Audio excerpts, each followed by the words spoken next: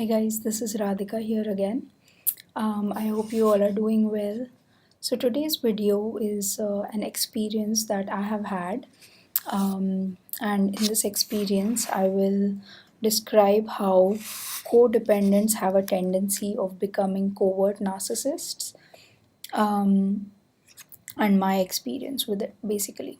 So codependents are people who, due to circumstances or with as time progresses, because of some things that have happened in their life, they start relying highly on the opinion of other people for their self-worth. So um, and like narcissism, codependency is also a spectrum. So there are some people, you can call these like needy people. They are super clingy, super needy. They always need your approval, they always need your praise.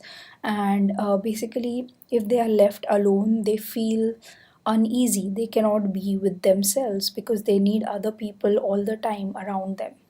Um, so these are some of the characteristics of codependence, but most of us are codependent up to a degree because we all have attachments. We all have attachment to our parents, to our spouse, to our partners, to our children, to friends, to society, etc.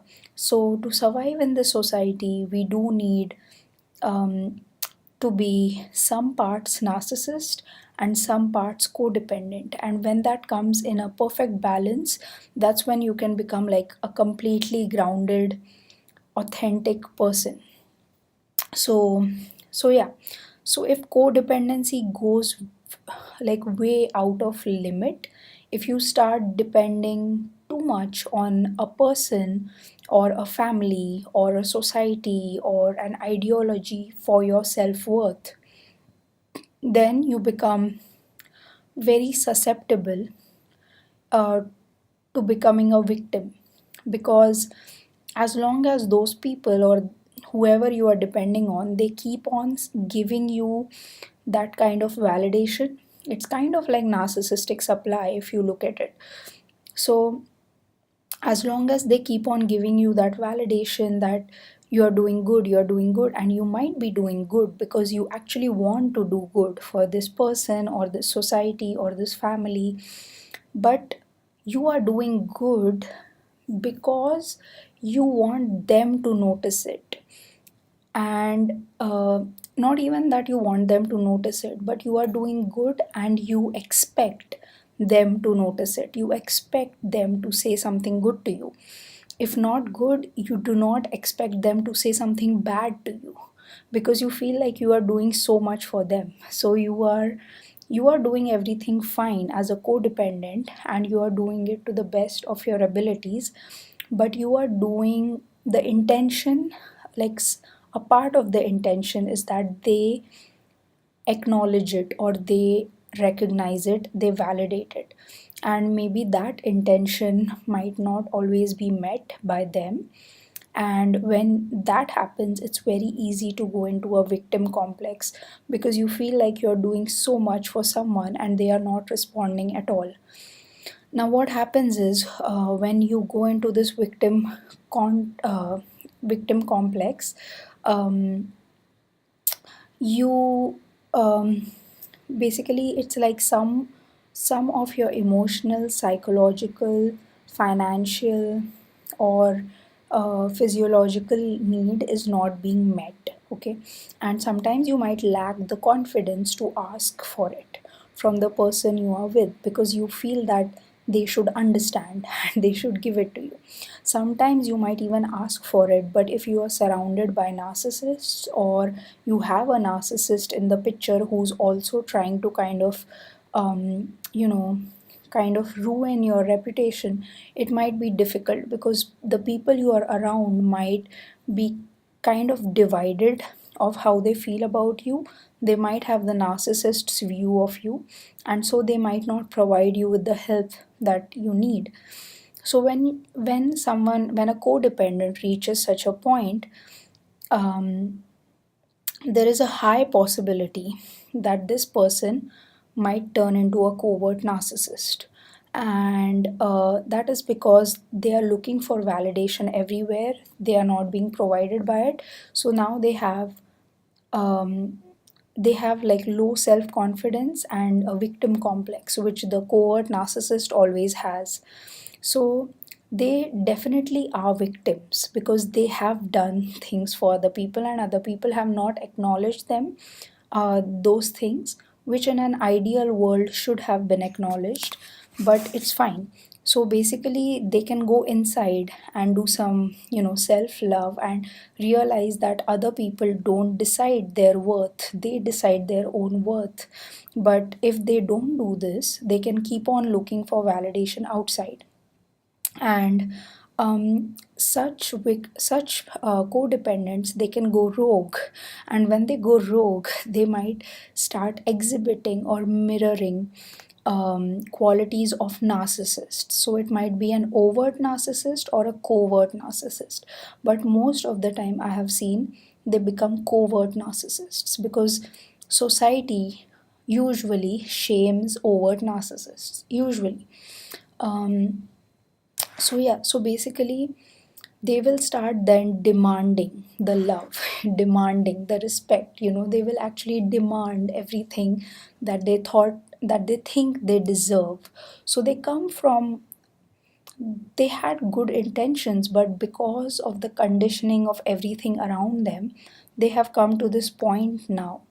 So I know this happens because many a times there are some kind of grounded individuals, not completely there yet. I mean, we all are working on ourselves, but sometimes there are not so, not narcissistic or codependent, somewhere on the spectrum, two individuals like this who have a relationship. And if a narcissist comes in between this relationship, and that narcissists wants to break these people apart, what happens is one of this person is very likely to start exhibiting narcissistic behaviors. And what happens is, I can give you my experience. So I would see the covert narcissist in my life. That person would use punishment and shame to make a person do something, and that person was related to me. And the same thing, if I wanted that person to do certain things, I would communicate. I would say that, can you please do this, can you please do that, and the person would completely ignore the requests that I would make, although we were in a relationship where we are supposed to mutually satisfy each other's requests.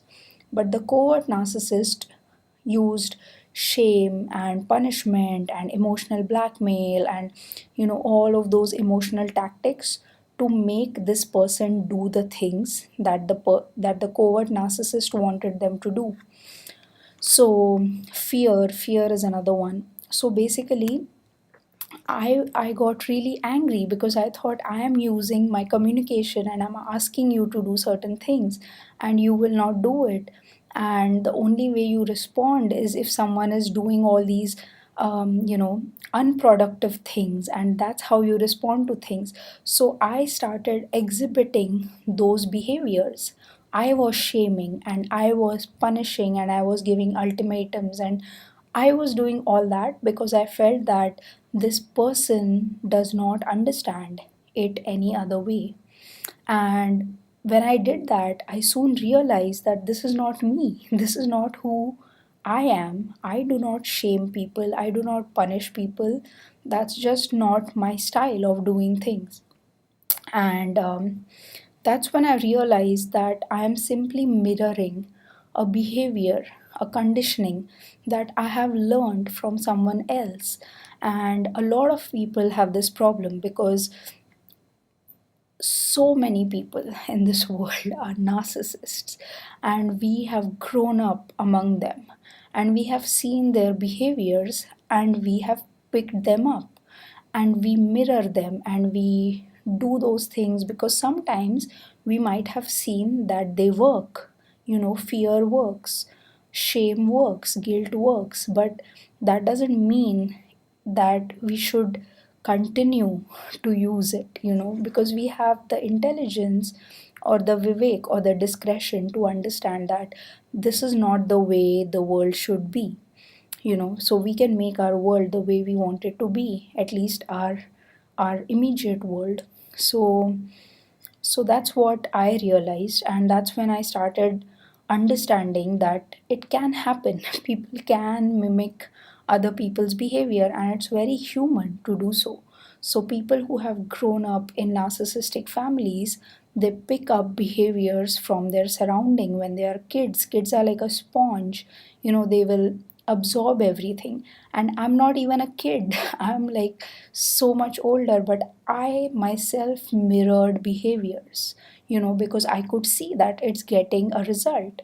So when I did this, when I was going through all this, of course, I did not know about narcissism and all these terms, codependent, mirroring, etc. It was only very much later that I started looking at all of this. So yeah, it's kind of weird that I did it, and so that's how I realized that it can be, people can go into these behaviors. And a lot of people are just unconscious because they go into the behavior, they see the result, and they continue doing it. They don't do the research, they don't do the inner work to understand that why it is that they're doing this and who put this behavior into their mind, who gave them this conditioning. So yeah, so basically, we should use communication, and this is, as we do some inner work, we take further steps to realizing who we are, who our true self is. And when we are there, we can truly recognize what our values are, what we stand for, and what is our conditioning, what are the values that we picked up on the way here, all over our life. And the more we get rid of all the conditioning that has been done to us from our birth, the more we get towards our authentic self, and that's where we want to be. And so yeah, so this was my experience. I did recognize myself, to be being a codependent at one phase in my life, and I was becoming a covert narcissist. I was mirroring the things that the covert narcissist in my life was doing without knowing what is covert narcissism, without knowing what is narcissistic personality disorder. So these things can happen, and that's why I make these videos so that someone can understand what all of this is. And if you see some people mirroring these behaviors, maybe you can in your little way make them aware.